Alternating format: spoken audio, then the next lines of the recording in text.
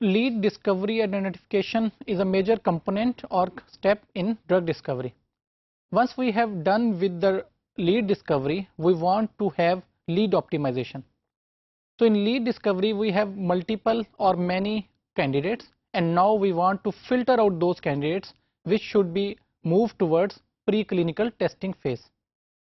So how lead optimization is performed and what we understand from this lead optimization. So as the name suggests, lead optimization, it should be done to remove extra leads, that if there are multiple options, then we have just very selective options available, and then useless options should be removed so that time can be saved, because it is a very expensive process.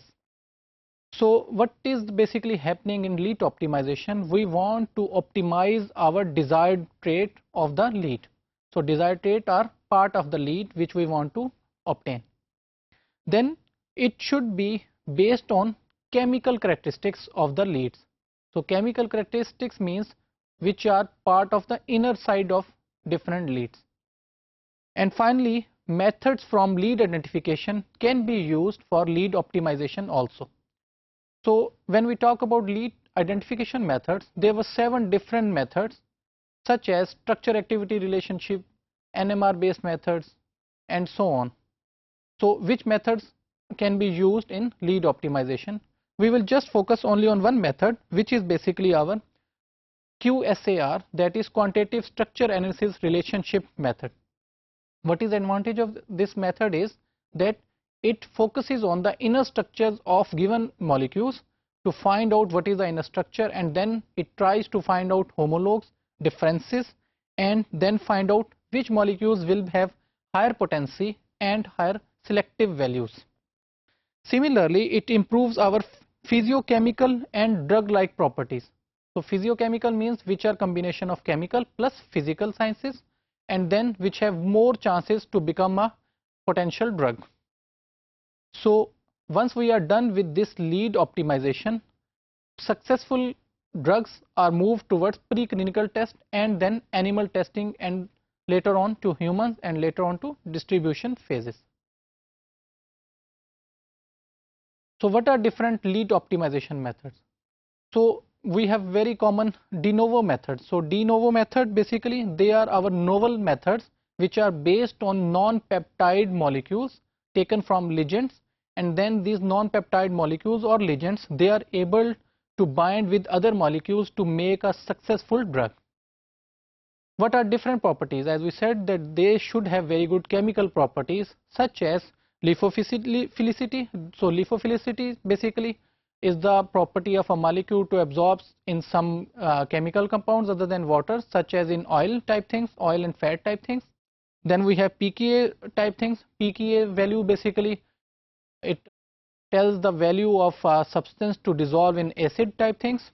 And then we have side chains and H bonds, donors and acceptors, so that they can have relationship with other chemical compounds with the help of their bonds, either in accepting or receiving some information. Then we have structure based drug design.